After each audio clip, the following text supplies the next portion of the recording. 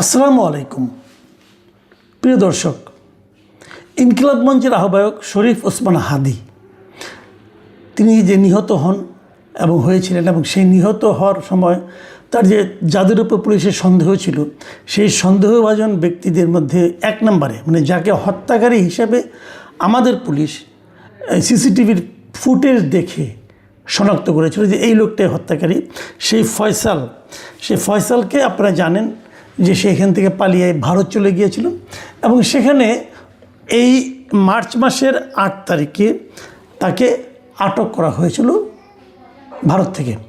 ভারতের 24 পরগনার এই যে বনগাঁও এলাকা আছে আমাদের সীমান্তের একদম লাগোয়া, সেখান থেকে তাকে গ্রেপ্তার করা হয়েছিল এবং গ্রেপ্তার করার পর তাকে প্রাথমিক একদিন ধরনের জিজ্ঞাসাবাদ হয়েছিল এবং তারপর সেই জিজ্ঞাসাবাদের ভিত্তিতে বেশ মিডিয়াতে নিউজও ছাপা হয়েছিল এবং সেখানে আমরা শুনেছিলাম মিডিয়ার খবর থেকে যে উনি প্রাথমিকভাবে স্বীকার করেছেন যে উনি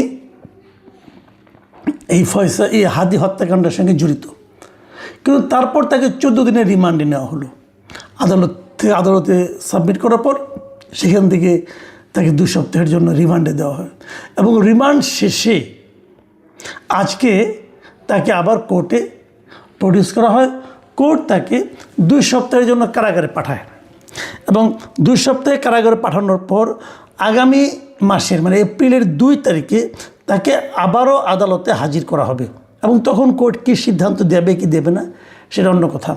কিন্তু আজকে আলোচনাটা হলো এটা নিয়ে যে যখন তাকে আদালত থেকে বের করে মানে আপনার জেলে নিয়ে যে কারাগারে নেওয়ার জন্য গাড়িতে ওঠানো হচ্ছিল, তখন সেখানকার সাংবাদিকরা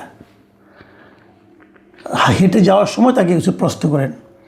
অনেক ধরনের প্রশ্ন ছিল, আপনি কেন হত্যা করেছেন, হত্যার সঙ্গে কে জড়িত, আপনার সঙ্গে কে জড়িত, আপনাকে কারা নিয়োগ করেছিল, কী করেছিল না করেছিল, এগুলো অনেক ধরনের নানা ধরনের প্রশ্ন হয়, যেটা হয় আর কি।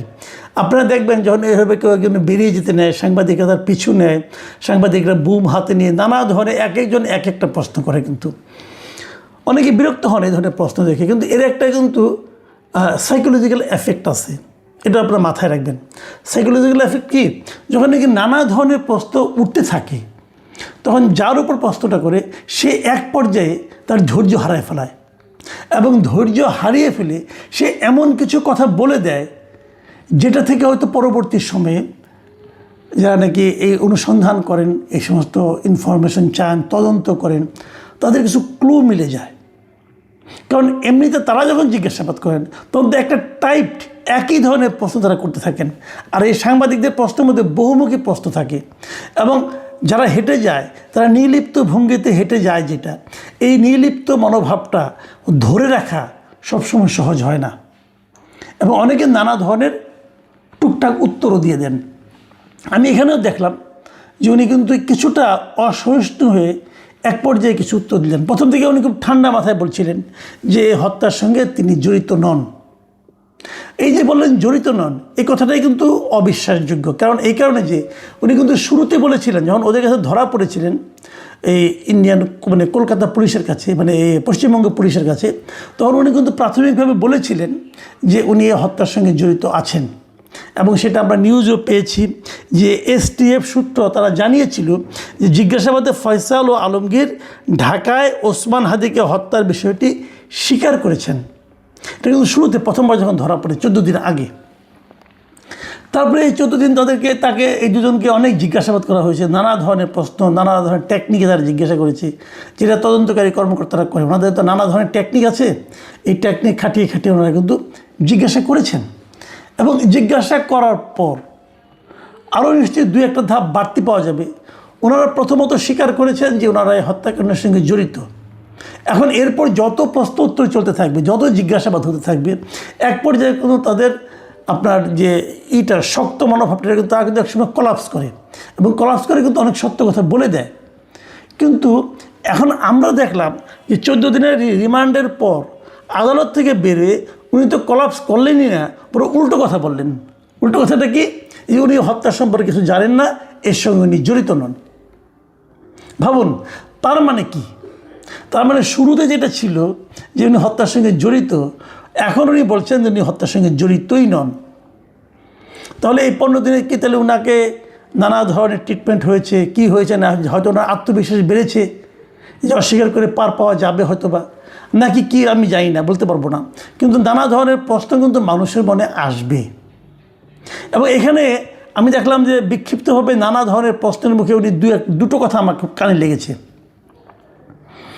প্রথমত কথা হলো, একজন বলতেছিলেন, যখন উনি বললেন যে আমি হত্যার সঙ্গে জড়িত না, আমি জানি না কিছু, তখন একজন লোক বলেছিল সিসিটিভিতে তো আপনাকে দেখা গেছে। তখন দেখলাম এই ফয়সাল সাহেব তড়িৎ বেগে বললেন, হ্যাঁ আমাকে দেখা যেতে পারে, কিন্তু আমি গুলি করেছি এটা তো দেখা যায়নি। তার মানে সিসিটিভিতে যাকে দেখা গেছে ওটা ফয়সাল ছিল, এটা ফয়সাল সাহেব স্বীকার করছে। বাট উনি গুলি করেছে কি না এটা তো দেখা যায়নি, অতএব উনি নিজেকে নির্দোষ দাবি করছেন। তার মানে উনি ওই সময় ছিলেন, এটা তো স্বীকার করলেন উনি। তাহলে তারপরে কী হলো? তাহলে উনি ইন্ডিয়া পালালেন কেন? এই সমস্ত প্রশ্নগুলি কিন্তু আসবে, একটা প্রশ্ন একটা কিন্তু জড়িয়ে থাকবে। এরপর এক পর্যায়ে উনি যে কথাটা বললেন, যেটা নাকি এই আলোচনার মূল বিষয়, সেই জায়গায় উনি বললেন, আমরা শুনলাম, আমিও ওদেরকে শুনেছি আর কি ভিডিওতে। তিনি বললেন যে এর সঙ্গে জামাত শিবির জড়িত হতে পারে, তাদের দিকে খেয়াল করুন। এবং তারপরে উনি আরেকটা কথা বললেন যে ওসমান হাদি নিজেই নাকি জামাত শিবিরের সঙ্গে জড়িত ছিলেন। দেখুন, আমি কয়েকদিন আগে যখন তাকে প্রথম ধরা হয়, তখন আমি একটা কথা বলেছিলাম যে এটা নিয়ে এখন না রাজনীতি শুরু হয় আবার। কারণ ফয়সাল সাহেব, ওনাকে কি আপনারা মনে করেন উনি সত্যবাদী যুধিষ্ঠির? উনি যা বলবেন সেটাই কি আপনারা সত্য বলে ধরবেন? এখন উনি যদি একজনের নাম বলে দেয় যে অমুকে জড়িত, তখন আব্দুর রহিম নামে এক লোকের নাম বললো যে আব্দুর রহিম এর সঙ্গে জড়িত, আব্দুর রহিম এই জন্য আমাকে এত টাকা দিয়েছে বললো। এখন তাহলে কি যত আব্দুর রহিম আছে সবাই তো বিপদে পড়ে যাবেন, যে তাহলে তো আমাকে ধরবে। এখন ফয়সাল বললেই কি সেটা গ্রহণযোগ্য? ফয়সাল তো এক একবার এক এক কথা বলছে, ফয়সালের কথার উপর আপনি কতটুকু নির্ভর করবেন? কিন্তু আমি নিশ্চিত এই যে উনি জামাত শিবিরের কথাটা উচ্চারণ করেছেন, এতেই কিন্তু এখন জামাত শিবিরের বিরুদ্ধে নানা ধরনের রাজনীতি শুরু হয়ে যাবে। বলা শুরু হবে জামাত এরকম করে, বলা শুরু হয়ে যাবে জামাত ইচ্ছাকৃতভাবে এই ইলেকশনে একটা এগিয়ে থাকার জন্য এই কাজটা করেছে। বলা হবে জামাত আগে থেকেই নির্বাচন পিছিয়ে যাক এটা চাচ্ছিল, এই ঘটনার মাধ্যমে নির্বাচনটাকে পেছানোর জন্য তারা চেষ্টা করেছে। এগুলো কিন্তু আলোচনা হতে থাকবে। এই আলোচনা হলে এই আলোচনাগুলি যে একেবারেই ভিত্তিহীন আমি কিন্তু সে দাবি করছি না। কারণ দাবি করছি না এই কারণে, দাবি করলে যেটা আমাকে প্রমাণ করতে হবে, তার তো কোনো প্রমাণ আমার কাছে নাই। আবার এইটার উপর ভিত্তি করে আপনি তদন্ত চালাবেন সেটাও আমি বলছি না। কারণ আপনি এইটার উপর যদি ভিত্তি করে চালান, তাহলে ফয়সালকে আপনি সত্যবাদী হিসেবে বিবেচনা করছেন। ফয়সালকে সত্যবাদী লোক, খুব ভালো লোক, ভদ্রলোক। এখন দেখলাম তার খোঁচা খোঁচা দাঁড়িয়ে হয়ে গেছে, তো তাহলে কি প্রমাণ হলো সে ভদ্রলোক এবং সে খুব সত্যবাদী? এটাও তো নয়। কাজেই কতটুকু কি বলছে তার উপর নির্ভর করে আমি মনে করি এমন কোনো সিদ্ধান্ত নেওয়া যাবে না যেটা নিয়ে আবার নতুন অন্য ধরনের রাজনীতি হতে পারে। এবং আমি মনে করি এই সময় সরকারের কী কাজ, সরকারের কী দায়িত্ব, যত দ্রুত সম্ভব ফয়সালকে এদেশে ফেরত আনার চেষ্টা করা। আমাদের স্বরাষ্ট্র মন্ত্রণালয় কি সে ধরনের কোনো চেষ্টা করেছেন? আমার মনে হয় করা উচিত। কারণ দেখুন, ফয়সাল যে কাজটা করেছে সেটা ঘটনা ঘটেছে বাংলাদেশে, এর বিচার কিন্তু ভারতে হবে না। ভারতের কিন্তু এই বিচারের কোনো এখতিয়ার নাই। ভারত তাকে বিচার করবে ওই দেশে অবৈধ অনুপ্রবেশকারী হিসাবে। সে ভারতের সঙ্গে যে অন্যায়টা করেছে সেটা হলো ভারতে উনি অবৈধভাবে ঢুকেছে, এই অপরাধে তার বিচার হতে পারে, কিন্তু হত্যার বিচারটা কিন্তু আসলে হবে বাংলাদেশে। ভারত যেটা করতে, তারা যে 14 দিনের জন্য তাকে রিমান্ডে নিল, নিয়ে কিছু জিজ্ঞাসাবাদ করলো, ভারত যেটা করতে পারে এই জিজ্ঞাসাবাদগুলি হলো গিয়ে বাংলাদেশে যে বিচারটা হবে সেই বিচারের সাহায্যকারী বিভিন্ন তথ্য, এই তথ্যগুলো তারা বাংলাদেশকে দিয়ে দিবে। বাংলাদেশ এই তথ্যের উপর নির্ভর করে হয়তো বিচারটা করবে। কাজে যত দ্রুত সম্ভব আমি মনে করি বাংলাদেশের উচিত হবে ভারতের সঙ্গে কূটনৈতিক পর্যায়ে ফয়সালকে ফেরত আনার জন্য দুতিয়ালি শুরু করা।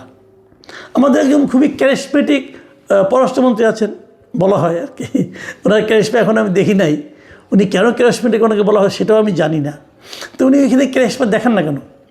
আমি তো আশা করব খলিল সাহেব এখনই মাঠে নামবেন এবং কীভাবে ওনাকে দেশে ফেরত আনা যায় তার জন্য প্রয়োজনীয় কূটনৈতিক কর্মকাণ্ডগুলো শুরু করবেন যত দ্রুত সম্ভব। এখন বলবেন যে একজনের জন্য আমার এটা কেন করতে হবে, তার চেয়ে গুরুত্বপূর্ণ শেখ হাসিনা আছে।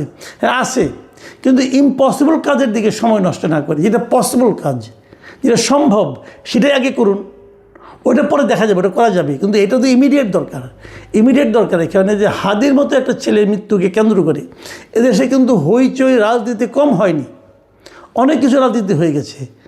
কাজে সেই রাজনীতিটাকে থামানোর জন্য হলে এটা করা দরকার। দেখুন, নানা ধরনের কথা কিন্তু প্রচারিত আছে। অনেকে কিন্তু এমন কথা যে কথাটা নাকি ফয়সালের কথা থেকে আমাকে এই কথাটা শুনে একজন আমাকে এই কথা বললেন যে দেখুন, উনি কিন্তু একটা কথা বলেছেন যে হাদি নিজেই ছিল জামাত শিবিরের লোক, এবং এর সমর্থনে কিছু বক্তব্য আছে। কেউ কেউ বলে থাকেন এই জামাত শিবিরের নাকি কিছু গুপ্ত লোক আছে বিভিন্ন জায়গায়, জামাত শিবিরের নাকি একটা সুইসাইড স্কোয়াড আছে, 230 জন না কয়জনের একটা তালিকা উনি একবার দিয়েছিলেন। তালিকা দেননি, সংখ্যাটা বলেছিলেন। যিনি গোয়েন্দা সংস্থার একজন লোক বলেছিলেন আমাকে যে এমন লোক নাকি জামাতের গুপ্ত অবস্থায় আছে, স্লিপিং ক্যাডার হিসেবে তারা আছে, এবং তারা নাকি যে কোনো প্রয়োজনে নিজের জীবন দিতেও প্রস্তুত আছে, এই ধরনের আর কি। তো তাদেরই একজন নাকি হাদি ছিলেন। দেখেন, এই ধরনের কথা কিন্তু নানা ধরনের কথা, এগুলো হয়তো উর্বর কল্পনা প্রসূত কথা হতে পারে। এই কথাগুলো কিন্তু বাজারে ছড়তে থাকবে যতক্ষণ পর্যন্ত না তাকে আপনি আপনার কাছে না আনতে পারবেন। দূরে থাকলে অনেক কিছুই হবে, এক একজন এক একটা বলবে, কেউ তো আর চ্যালেঞ্জ করবে না, তাই না? কাজে এই চ্যালেঞ্জগুলো যাতে না করতে হয়, যেন সব কিছু মিলে আমরা যেন একটা সমাধানে পৌঁছতে পারি, আমরা যেন একটা প্রকৃত ঘটনাটা কী সেটা যেন জানতে পারি, এই জন্য যত দ্রুত সম্ভব এই ফয়সাল এবং আলমগীরকে এদেশে ব্যাক করা দরকার, এবং তাকে ফিরিয়ে আনার জন্য কূটনৈতিকভাবে যতদূর পরিশ্রম করা যায়, যতদূর চেষ্টা করা যায়, আমাদের পররাষ্ট্র মন্ত্রণালয় সেটা করবেন এই প্রত্যাশা আমি করি। আমি মনে করি এটা নিয়ে আগেই ওই চিলে কান নিয়েছে শুনিয়ে আপনি চিলের রাজনীতি শুরু করে দিবেন, এটা ঠিক হবে না। প্রিয় দর্শক, আমি সবসময় একটা কথা বলি, আমি আমাদের দেশে কোনো রাজনৈতিক ঘটনাকে কেন্দ্র করে জাতিগত বিভক্তি চাই না। জাতিকে আর বিভক্ত করেন না আপনারা। আমরা একটা ঐক্যবদ্ধ সমাজ চাই, ঐক্যবদ্ধ জাতি চাই, ঐক্যবদ্ধ রাজনীতি চাই। রাজনীতিতে মতভেদ থাকবে, কিন্তু দেশটা যেন ঐক্যবদ্ধ থাকে সেটাকে খেয়াল রাখতে হবে। আপনি জামাত করবেন না, জামাত করবেন না, বিএনপি করবেন না, বিএনপি করবেন না, আওয়ামী লীগ করবেন না, আওয়ামী লীগ করবেন না, কোনো সমস্যা নাই। কিন্তু যেটাকে আপনি অপছন্দ করেন সেই রাজনৈতিক দলকে দেশ থেকে বিতাড়িত করবেন, অথবা তারা সমস্ত অন্যায় তাদের উপর চাপাই দিবেন, এটাও কিন্তু আমি মনে করি ঠিক না। প্রকৃত সত্যটা উদ্ঘাটনের জন্য সরকার যেন সচেষ্ট হয়, সেই প্রত্যাশা থাকলো। আল্লাহ হাফিজ।